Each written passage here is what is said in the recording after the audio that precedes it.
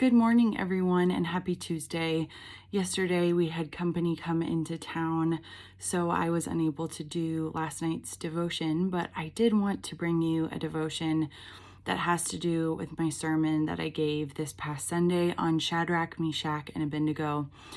For those of you who haven't watched it, you can watch it online. It is on YouTube, and the link is also on our Facebook page.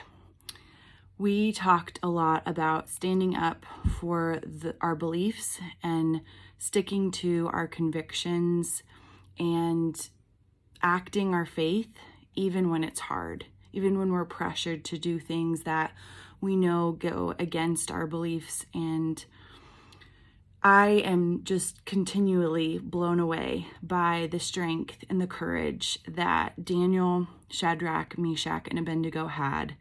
They were men who were living in Babylonian captivity, and in Babylon, the king Nebuchadnezzar wanted them to succumb to all the Babylonian ways, and they all went against the dietary laws that they had in the Torah, the beliefs and the practices on prayer and devotion to Yahweh, the God.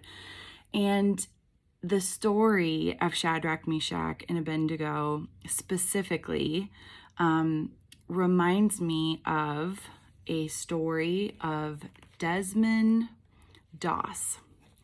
And I don't know if any of you have seen the movie Hacksaw Ridge, but it is my favorite war movie.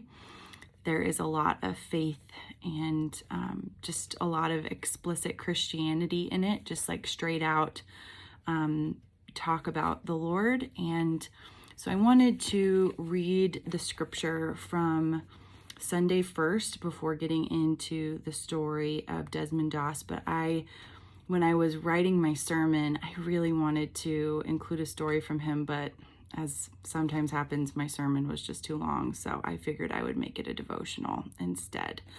And so remember, the book of Daniel was around the same time as the book of Esther, where a lot of the Israelites had been in exile. Obviously, Esther, people were starting to come back from come back from exile back into Jerusalem.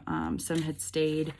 But in this case, the men, Daniel, Shadrach, Meshach, and Abednego, they had been taken in and put in place to work in the palace, in the royal courts, because they were so useful. They were educated, skilled, and then, as we know in scripture, very handsome. So this is Daniel chapter 3.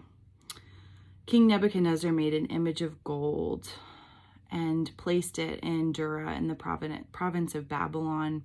He summoned everyone to come to the dedication of the image and the idol. And he declared, "Nations and peoples of every language, you are commanded to bow down to this idol that King Nebuchadnezzar has set up every time you hear the sound of the music. Whoever does not fall down and worship will immediately be thrown into the blazing furnace." At the time, the astrologers who ratted out Shadrach, Meshach, and Abednego, the astrologers came to King Nebuchadnezzar and denounced the Jews. They said to him, "May the king live forever. Your Majesty, you have issued a decree that every time we hear the music, we should bow down and worship the image of gold. But there are some Jews who you have set over the affairs in the province of Babylon who are not paying attention to you nor following your orders." So again, this story reminds me of the faith and the courage of Desmond Doss. And so I just wanted to read this article. It's called "The Real Hacksaw Ridge Soldier Who Saved 75 Men Without Ever Carrying a Gun." This is National Public Radio, NPR, and the author is Elizabeth Blair. So I just wanted to read this because I felt like it was very applicable to my sermon on Sunday. Desmond Doss is credited with saving 75 soldiers during one of the bloodiest battles of World War II in the Pacific, and he did it without ever carrying a weapon. The battle at Hacksaw Ridge on the island of Okinawa was a close combat fight with heavy weaponry. Thousands of American and Japanese soldiers were killed, and the fact that Desmond Doss survived the battle and saved so many men has confounded and awed those in history. Now he's the subject of the film by Mel Gibson, Hacksaw Ridge, which I highly recommend. A quiet and skinny kid from Virginia, Doss was a Seventh-day Adventist who wouldn't touch a weapon or work on the Sabbath. He enlisted in the Army as a combat medic because he believed in the cause, but he had vowed not to kill. The Army wanted nothing to do with Doss.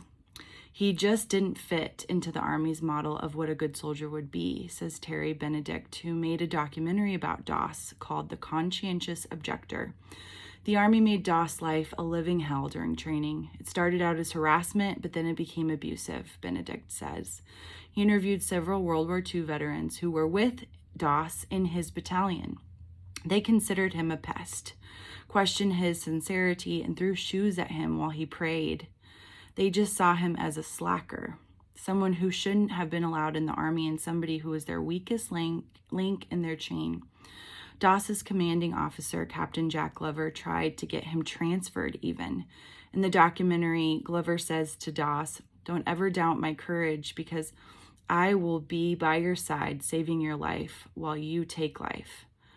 Doss told him, "Don't ever doubt my courage because I will be right by your side saving lives while you take lives."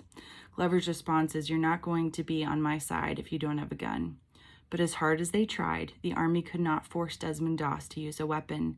A 1940 law allowed conscientious objectors to serve the war effort in a non-combatant position, so Doss went on with his company as a medic to the Pacific Theater.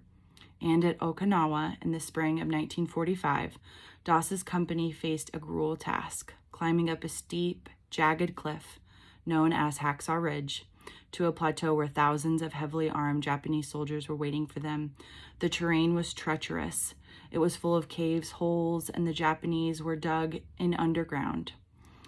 The Japanese called it the Rain of Steel because there was so much iron flying around. Under a barrage of gunfire and explosions, Doss crawled on the ground from wounded soldier to wounded soldier.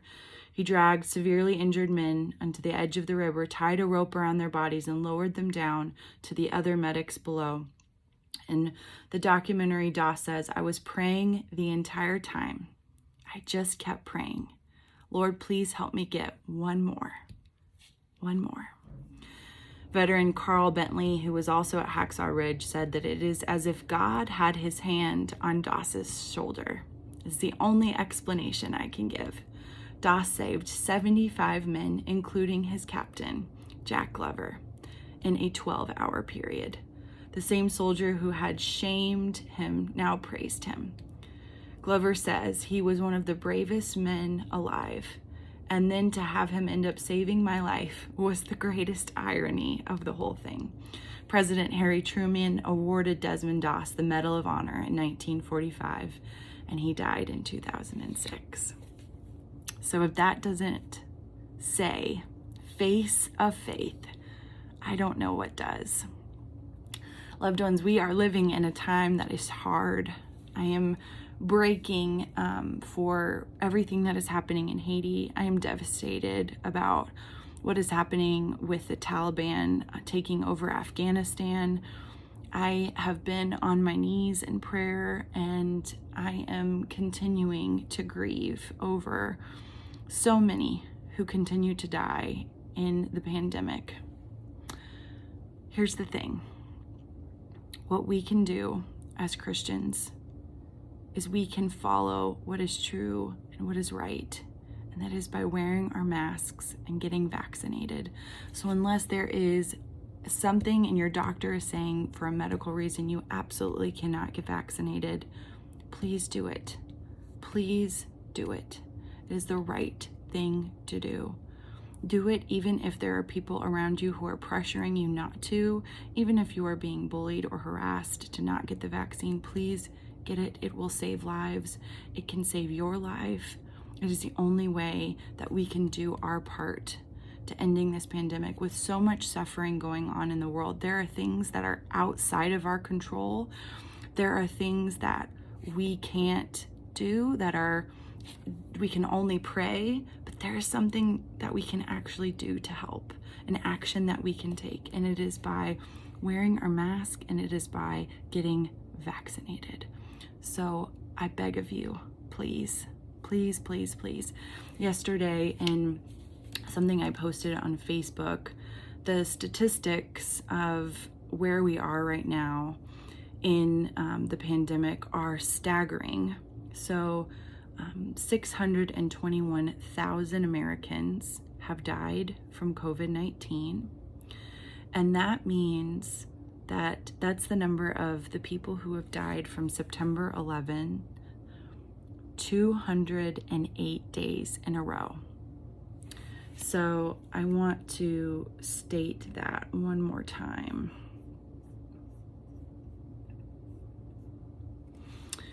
More than 621,000 Americans have died from COVID-19. That is the equivalent of September 11th every single day for 208 days.